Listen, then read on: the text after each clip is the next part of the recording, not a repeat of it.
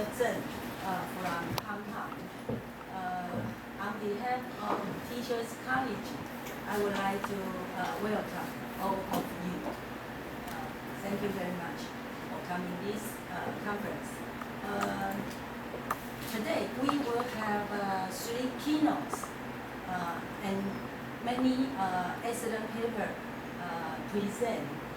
are going to present by students. Also many contributions were made. I appreciate your participation and your contributions. Made this conference possible and valuable. Also, finally,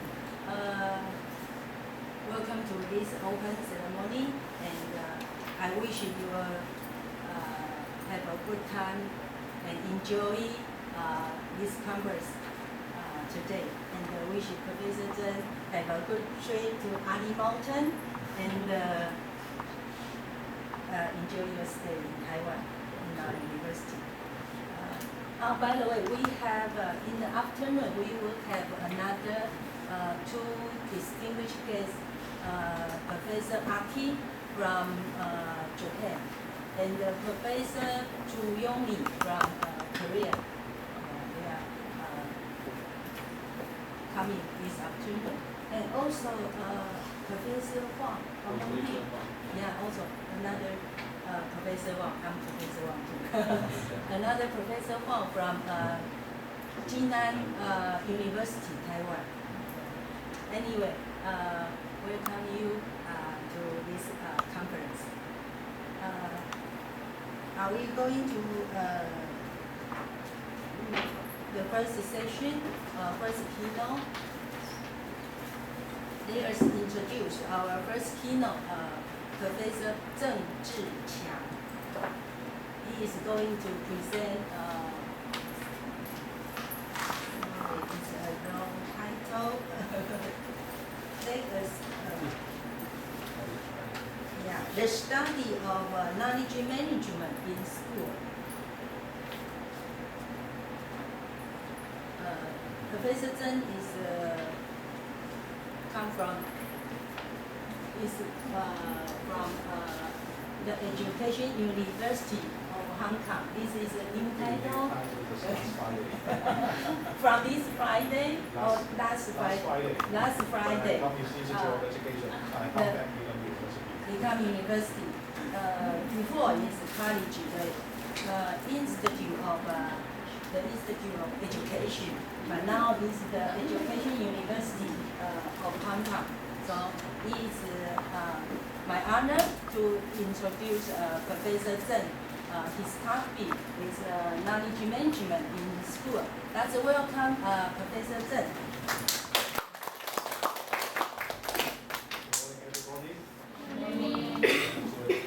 Good morning is a performance indicator to measure your readiness for the seminar. I think you all are ready. So thank you for Professor Wang to accept my proposal to present here. I come from Hong Kong. Just call me Eric. My name is Eric. I work in here. Actually, I was a teacher before. I teach in a secondary school for 11 years.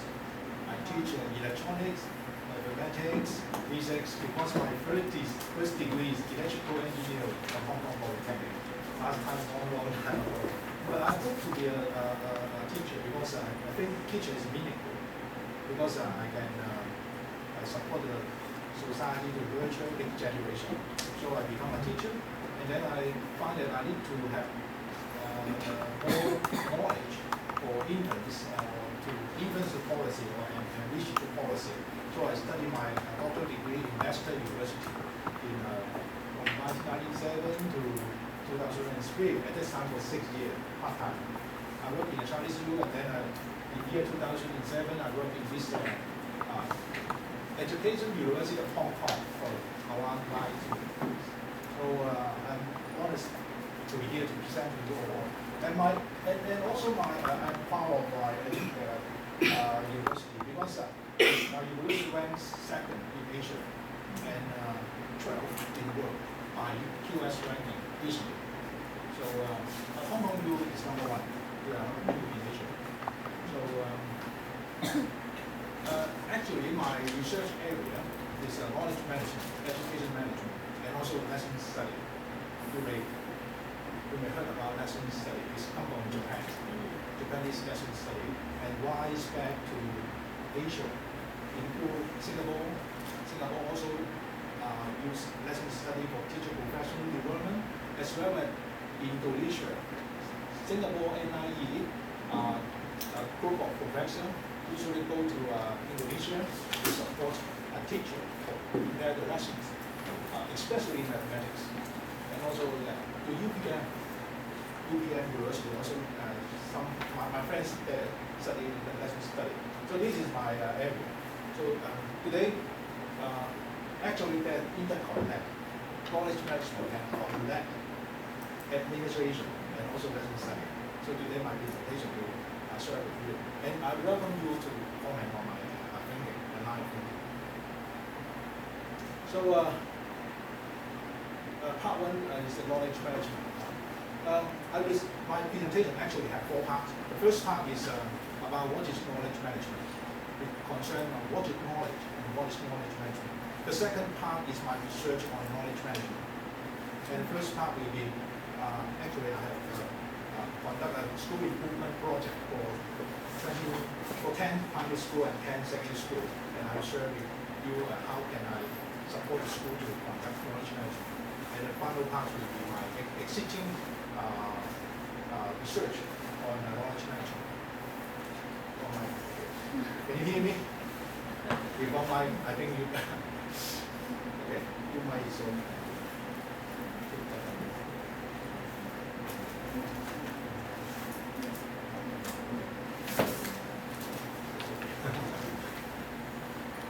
So actually, maybe I give you some background about the education policy in Hong Kong, because the policy content is really important to your study. Your study about school management. Without the policy context, you can't just only say the school administration. Because the school administration is influenced by the policy content, especially when you are writing some paper to international journal.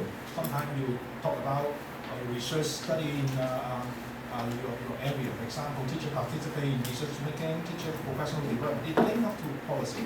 For me, I studied KM because of the policy. In Hong Kong, we come back to mainland China in 1997. After that, the government introduced a policy called school-based management. School-based management. The school-based management concept is decentralization. In England, the lady Thatcher's decentralized. That means all the government funded flagship become privatization, because privatization will improve the efficiency. That's concept into education. So you can see that the Hong Kong government in year 2000 decentralized the power to the school, that the school can have their own discretion to first in human resource management or promote teacher. You can promote. Use money, you can have your budget, and then you set your own expand the budget. How many to spend on staff development, how many spend on recruit people, how many spend on student training programs, something like that. But that require teacher to formulate proposal. So doing as a teacher is very busy, not only teaching. They need to write proposal and as well as evaluate the activity and also self-evaluate. So who are teacher here? Full-time teacher? Yeah, one, only one? How about the others? Are you busy? I think so. Every people here. Because of this policy. Also last year, I had my second leave in Nagoya University and Nachi University. I met some teachers. They are also busy. They go to work early in the morning. They come back at least 7 o'clock they left the school. So work around the clock. So very busy. Not only teaching, but also they co-plan the lesson, marking, and also writing some proposal for some special activity. So as well as the quality assurance policy. In Hong Kong, because follow the school-based management, the school are required to accountable to the public. So this concept is because your money come from taxpayer. So as a school, you need to accountable to the taxpayer. How can we accountable?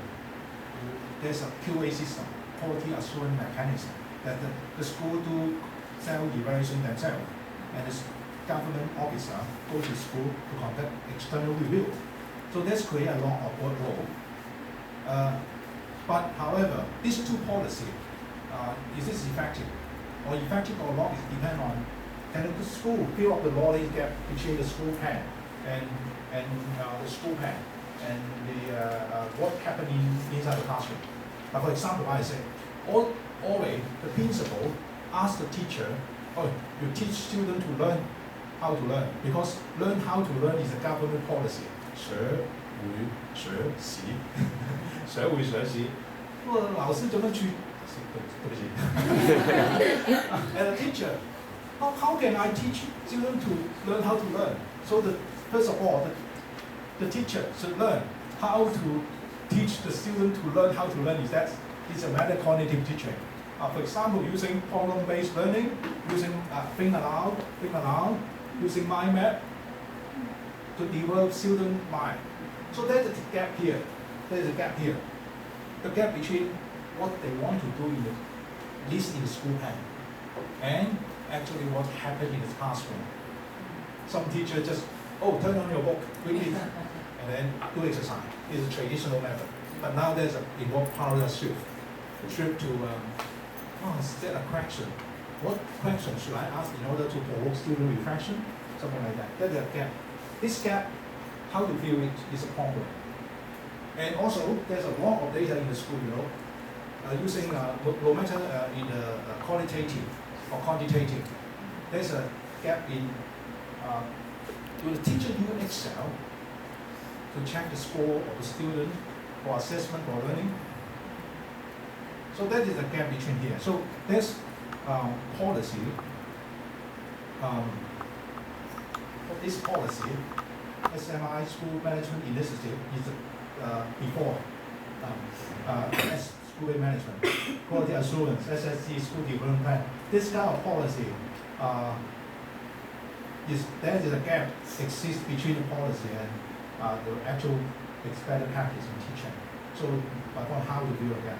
So this play a part to think about what is knowledge management. But for me, last time I follow Professor Pang Center.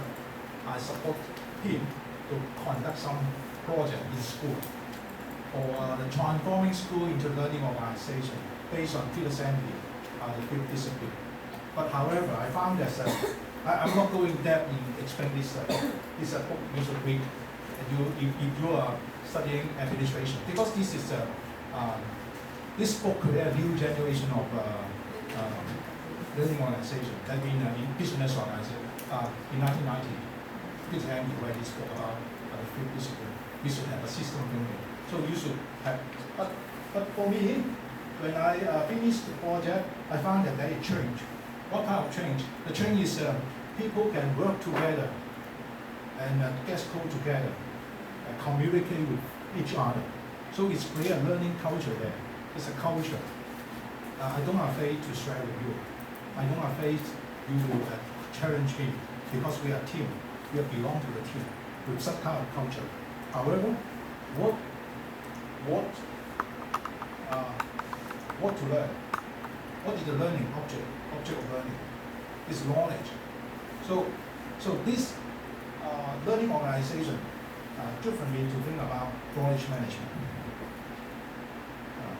So my presentation, the first one is knowledge management. I have explained my content. The last answer is that pay a path for thinking about the policy background. Now we go into knowledge management. Knowledge management generated from business organization. Term baby boomer. After the Second World War, there's an economic growth. Lot of people want to have baby. I think I think you're a baby boomer.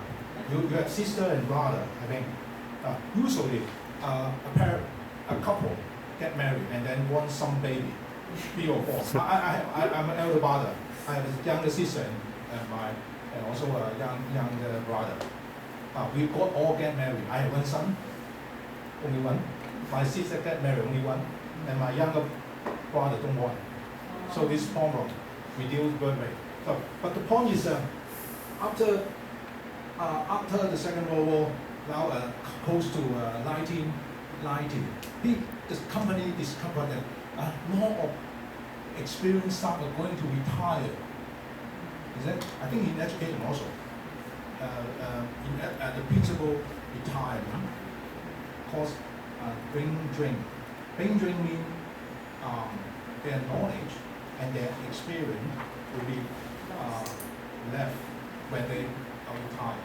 So how to capture this knowledge become an important idea for knowledge management in business organization, as well as in education. As well as you can see that if the knowledge loss is actually wasting money. There's an example from a book that's you know the NASA. The American study of astronomy. In 1968, the Armstrong, you know the Armstrong, they put the man to the moon. There's involve a very 2 core skill. The one skill is overcome the friction, overcome the friction and heat. And the second core skill is the soft landing, because the spaceship want to land safely. Otherwise, cause vibration. Vibration cause damage to the machine. So soft landing skill. But however, recently, the NASA 2 or 3 years ago, they developed another spaceship called Felix to go to the Mars for recovery. People discover that this new knowledge is new genuine, because the old knowledge, the document lost, total loss. Armstrong go to heaven already. Passed away. Armstrong, you know the first people go to the moon. Armstrong, but this is a waste of money. Why don't at that time keep the knowledge and document in NASA? So the NASA being criticized of the mental model is called don't receive any advice from the public. So you can see that so waste money. So how can we capture people knowledge, and also create new knowledge is the main concern. So in business organization doing knowledge management, for me, I try to compare the school environment with the business organization. Now, actually, the same. In business organization, they have business environment. Depend on the economic growth. In school setting, there's policy environment. I think in Taiwan, you have school policy, government school. And business organization competitive, high competitions for survival. You know, Samsung competitive with Apple and competitive with TC. How can we have how can we increase our market share? Something like that. School also want to development or even substantial development. I'll give you a figure. In year 2000, there are over 700 primary schools in Hong Kong, but now only 550 left. So we lost. They are nearly 200. I think same in Taiwan. So if school wants substantial development, how can they keep their knowledge for development? So if business organization, they want the product and service innovation. We call innovation. How can we extend the battery life to a week?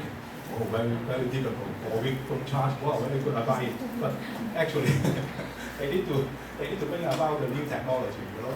In the school, improve student learning. How can we meta-cognitive teaching really work?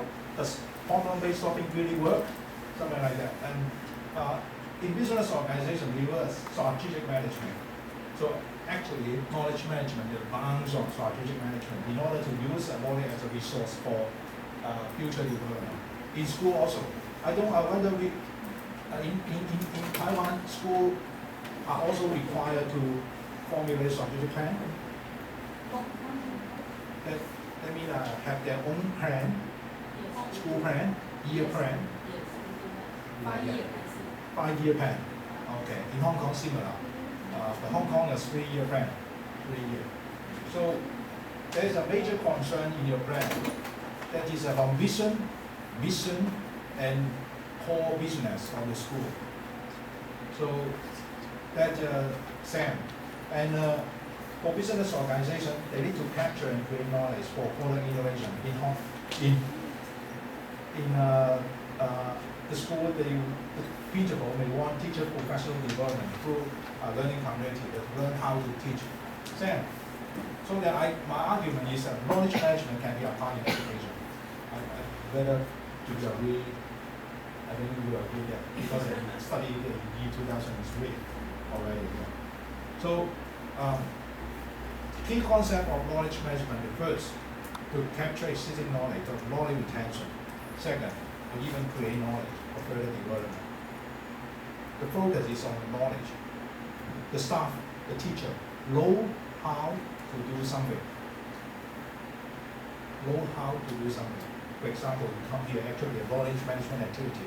You learn the instructional skill, instructional technology from here, and bring back to Indonesia, the best in your school. So it's a knowledge management activity. So what is knowledge? This is good. Now actually there are two classification of knowledge in knowledge management. I don't argue with you about our Chinese or the Western philosophy and knowledge, but practically in knowledge management there are two kinds of knowledge, two classification of knowledge. The first one is knowledge is an actionable information, and information derived from we structure the data, pattern the data together, and become information. And from the information, we contextualize the information into knowledge. So this is a knowledge management in school. In Hong Kong, actually, our QA model involves four areas of evaluation: the management and organization, teaching and learning, student support, and student achievement. There are a lot of data in the school. The school can make sure of this data to become information. For example, how many students absent today? So why they are absent? Maybe in Hong Kong, if the principal know that, there are 100 students absent today, what happened? And they said, these hundreds of students, all of them are get food, some viral attacks. This is dangerous. Are they in the same class? They are 小学2年级 primary school's second year student. So that is great problem. That may be a virus in the classroom. So this information become knowledge, and then the principal take action. You know what I mean? For example, this is the management domain. For example, in teaching domain, why the mathematics result of our students are not good? What happened inside the classroom? So the data give us information, and we think about what is the teaching method or pedagogy inside the classroom occur. Are they are demotivated? If so, we can try to motivate them by using some extrinsic or intrinsic motivation policy for them. So this is become a knowledge, and then we can sustainable develop. The basic concept is that. I'll give you an example. I ask this question. In United States, there are a lot of convenience store, 7-Eleven, for example. Okay. They discover that people who buy beer also buy liquor. Just go together. Why they buy beer and liquor together? In the data. sorry, that is, maybe they, sorry, that is information from January from the data. The data is that doesn't have meaning, loosen, very loosen. But they try to have a calculation to make the correlation between the peer and the people. So why? Anybody answer why? In the United States? Maybe because people with new baby, they are young, so they should be. They drink young. Okay. I inform you. If they have newborn baby who are going to, because the convenience store is far away from home, who go to buy? The father or mother? Father. Why the father? Father drink baby. Take care baby. Father take care baby. Yeah, good. So what is the knowledge for this now? You're good. So data is a number in the cell record. Doesn't mean anything. But if people go into that's it occur together using statistics to make the correlation together, this information. The content is so far away from the department that the father buy it. So what is the wisdom? The wisdom, the law for high knowledge. Next time, you put it together. Just like a bookshop in Sing. If they found that two books, people buy these two, buy literature and buy history, we put together the book store together. And also we pack it up, like 10% discount for you. So promote the sale amount. So this is the knowledge. Sooner or later, this becomes the wisdom for doing your business. We're talking about business intelligence, right? We're talking about the big data. It's about this concept, data marketing. So this is the first. It can also be applied in school. If you have a student, you may have a test for them. For example, there are 10 students here. A topic, there's 6 questions from three topics, and it's a full mark for each topic. Overall mark is 100. You can see that topic 1, 20% is copied. Topic 2, question 2 and question 3 was 15 together, was 13, and it's together, the overall mark and the total mark. And you can use this concept. For example, for which topic doing the best. This is mean score. That means the overall mean of the 10 students. And the index is the overall mean divided by the score. You can see that the higher index, the better. Which one is the better? Question 1, 4, question 5. That means in general, the students have 70% learn, can guess the content by 70%. What is the worst one? This one is question 2. Okay, that is information. 1, question 2 is the worst. What topic are involved in question 2? Are they difficult? Should we use WAS model to test the difficulty? The WAS model. WAS model is also a statistic tools to test the student difficulty and the difficulty of the level of difficulty of the item. So this gives you some information. Maybe this is mathematics, this is calculates alwaay student difficulty to understand. You know the context, and then you can make decision. This is for class level. For teacher, use this data, assessment for learning. Mean using this data for assessment and revise the learning. For example, I will use lesson study to improve this topic. So this topic we should do learning study to improve the pedagogy. Or individually. Now, you said, for example, student F is special. He scored highest in topic 2 and topic 3, but this is quite strange that topic 1 was only 9 marks lower in the class. Why is so?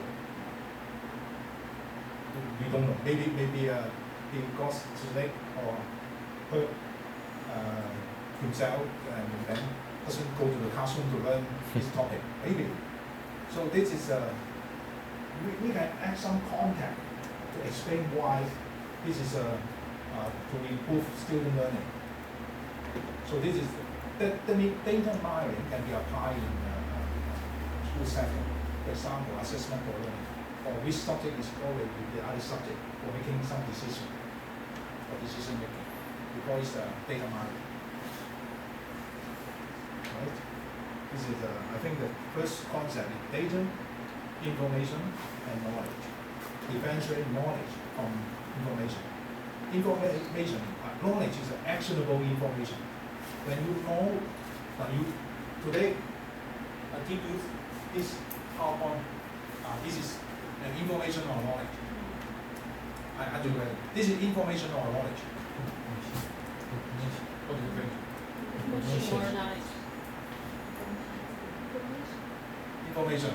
Why is information? Okay.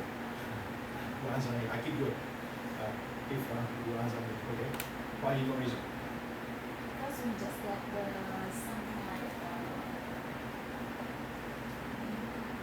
get something like data that we need to understand it first and then become knowledge. How can you understand it? With read and Read. then try to figure out and then Yeah, good practice. A good trial. Now, this is information. I can at least give you a gift.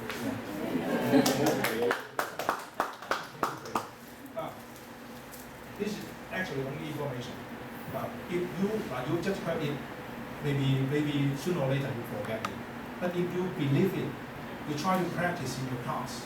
You try to practice seeing the data, your own result, and identify your own strength and abilities. Try to improve yourself and become your own knowledge. Knowledge to information to knowledge require practice. Practice to internalize the knowledge, become your own skill or knowledge. Practice is really important for everything. You become a teacher, not only studying the campus, but also you need to practice in the school to internalize your knowledge. Sooner or later, or 10 years later, you will become a leader. How can you internalize all the leadership skill and skill, become your own leadership skill? You need to practice. Practice make a difference. Practice make you internalize the campus learning into your own skill. So the second, I'm going to go faster, otherwise I can't finish. But the second one, quite philosophical. The knowledge can be classified into two. One is the tacit, one is the explicit. It's from two perspectives. In education, we use positive wisdom and also social constructivism to build this two knowledge. Positive system is we look empirical to prove the truth. The truth is the knowledge. So you can see in positive perspective. You know the difference between theoretical and empirical. You heard about this concept. For example, doing statistics tests, you have your own hypothesis there. But is it true? You need to take the data to prove whether your hypothesis is true or not. This kind is positivism. Okay, just if you don't understand, just hit it. I explain it. Maybe I use a metaphor to some explicit knowledge, like ivory. You know what you know. You can explain to the other what you know. This is explicit knowledge. But there are many knowledge hidden in your mind. It's like the ivory, which is not easy to recognize.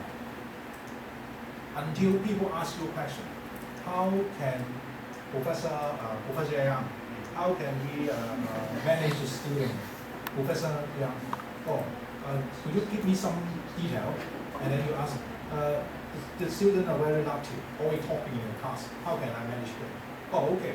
According to the book, say classroom management, the first eye contact. If you discover a student are playing mobile phone and eye contact, and then approach them. Right, boy, listen here. This is taxes. This is still a taxes. You know, normally you won't talk to the others with this skill. You know, now what inside is the data, information, document, record, and file are explicit knowledge. What inside the book is explicit knowledge. Your dissertation, your thesis, is explicit knowledge. But what inside your mind, in that is tacit knowledge. Usually involves skill, know-how. You don't know where. So in the organization, the implication is that how can you capture the tacit knowledge out and make it codified into tacit knowledge in school? Actually, it's inside the classroom in education, our knowledge, more of our knowledge are tested. In the classroom, how you interact with the student, how you dialogue with them, how to encourage them. And also some monster parent, monster parent, tiger mother, come to your school. Oh, why my student fail in test? My students should get A. Why you give him B? I go to campaign. Can you discuss the rubric with me? Tiger mother. Okay.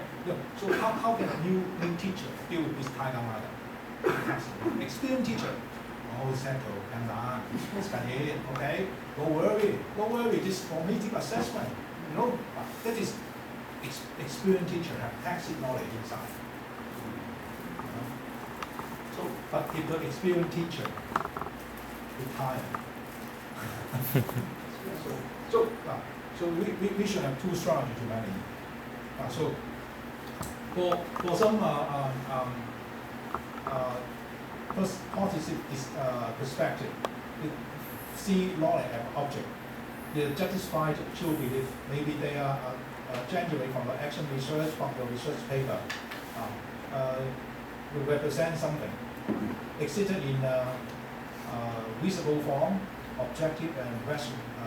This is expressive knowledge, and located in written and verbal information. This is a positive perspective. Another perspective, social constructive perspective. They consider that knowledge exists in a community.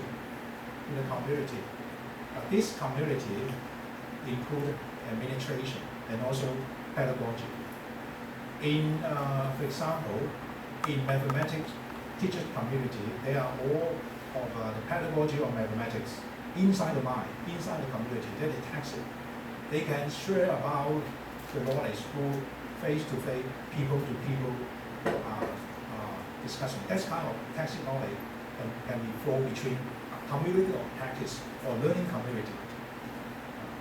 So it is unseen, subjective, and experience-based. They share the knowledge. They share through communication, and they decide in individual mind, the tacit knowledge. So this is the concept from social constructivism. That means social learning. Social learning. Why social learning important? We encourage collaborative learning in our classroom. Actually, we work together as a team in many business organizations. So we should nurture student EQ and nurture their collaborative skill using doing group project as possible, because then they have knowledge resources, they can co-create knowledge. So that is the second classification of knowledge. We come to the first one. So this is the tacit knowledge and explicit knowledge in the organization. Organizations try to capture the tacit knowledge and codify it, become explicit knowledge as possible. Both strategies really, they involve two strategies. One is codification, one is personalization. Codification is mean to codify the text knowledge into the explicit knowledge. And personalization means learning community, within the learning community, within the COP, to share the text knowledge. Both strategy is also important, are important to school development. So what is knowledge management? Actually, knowledge management is one type of strategic management. You know strategic management? Actually, strategic management is an overarching of all the management functions. For example, when your school wants to develop the English skill, you first of all, in human resource management, you employ that teacher, that native teacher from America or from Canada or from everywhere. Okay, you have financial resource to support the facility and also support the buying an online journal, buying book, English book, and have an English room for the student to improve his. You need financial management. So strategic management, the overarching, it link up to what you want to do. If you want to improve your English competency for your school, so your resources should be put into this direction. So it consider knowledge and a resource to support school development. Knowledge and resources. So school have developed plan, how to fill in the plan, and also a teacher know how to teach and support student growth. This is the function of knowledge management. So knowledge management actually is a process. It involves 5 processes. I'll give you an example. When you go in to learn about the what we call topic, problem-based learning, you know how to conduct problem-based learning. First of all, yesterday I heard about English teaching, the task-based learning. You know what is task-based learning? You may not know. Then, first of all, you need to retrieve knowledge. Retrieve knowledge related to task-based learning in English teaching. Yeah. Okay, and then you try to share with the others. Okay, and you may apply the concept. Oh, teaching English, we need to assign student a task. For example, actually, you writing a English lecture for apply for a program, something like that. This is a task. Is that true? Yes. So you may try it. You assign the task to the student, and the student learn to make the classroom become authentic, make the learning become authentic in real, close to the life, real situation. Then students are encouraged to learn. So this is the acquisition, sharing, and apply. And then you may store it in the learning community, or have just like some action research, you have some action research report to capture the important knowledge and codify it, become your own learning through the reports. Or you may also, through the process, you may have create some knowledge. Or actually, task-based learning will work, but it depends on the student level or competency. So this is the process. Usually, we work with 5 processes. And my research in KM, I have some publication, and I can send to you for reference. The first research is about how about the 5 knowledge process. Now, what knowledge process are being implemented in Hong Kong? The first research question. And the second, are there this knowledge process, knowledge management can enhance school capacity, learning capacity? And the first question is, are there any relationship between each element of the school capacity? I conceptualize the school capacity to the individual level and the school level, and then the 5 process here. This is my first research in KM conducted in 2010, and I use a questionnaire to measure the 5 process and also the learning capacity, and then I use a structural equation model. 王敏芳教授Professor 王敏芳是专家，他的书讲 SGM Structural Equation Model。Is that true? Yeah. 我放明嘅。And then I found that this is a conceptualization. I will send you the PowerPoint this concept. Operarization definition of the variable. And we can see that only non-retrieval application and sharing appear in model. This is an empirical model. So what missing here? What two knowledge process are missing here? Storing. Anybody? Storing. Storing? Storing and Yes, good. The final one is really important. What is the purpose of knowledge management? acquisition. Acquisition here.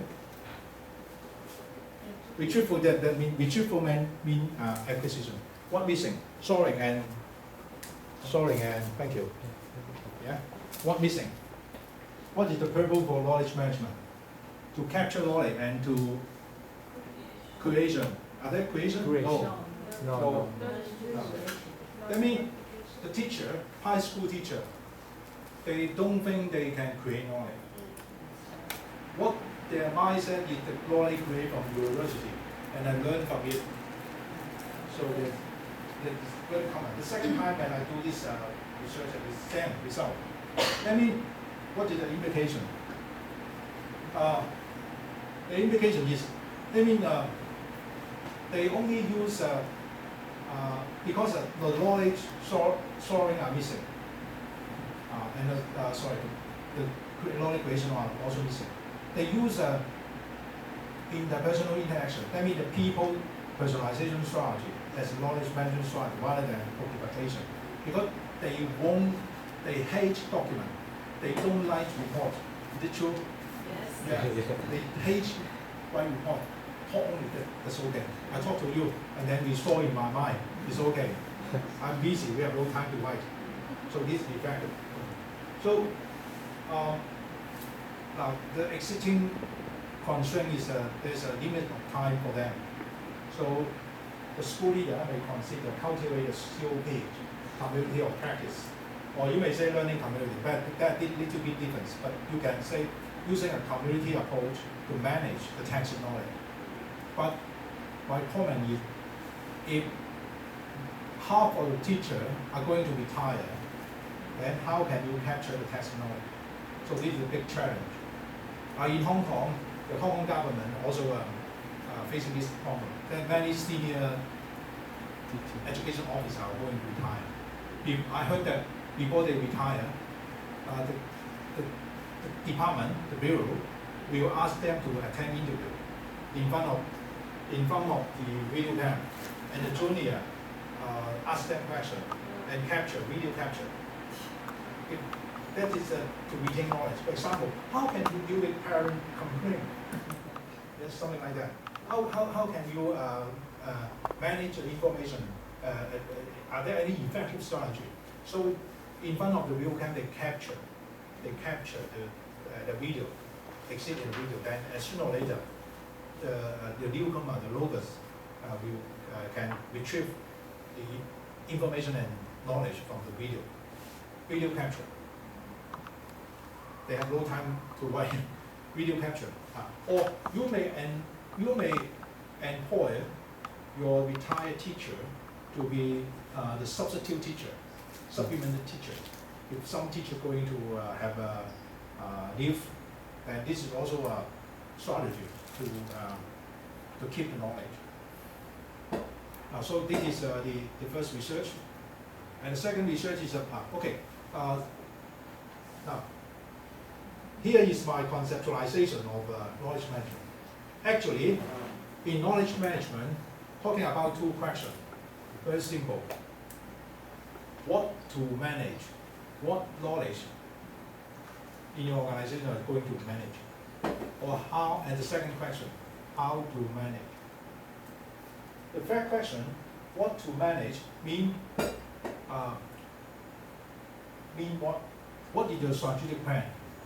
what is the knowledge gap? Are there any knowledge gap in the organization? If so, how will you manage this gap? Using taxonomy, using video capture, using you extract the best practice, or identify some people who can share the knowledge with the others, or buy in this knowledge. It's about how to manage. Sorry, it's in Chinese because it's a Tai Chi. I like this philosophy. So usually this is not two strategy. One is a multiplication, one is personalization. That's face to face. Many schools use lesson study. Actually, lesson study is a knowledge management tool. In Japan, the gap last time they want the Japanese citizen become civil mind. Then our curriculum aim is to have democratic society in Japan. The problem is how can we as a teacher can teach the student with civil mind, with problem solving ability, with respect the others. Then they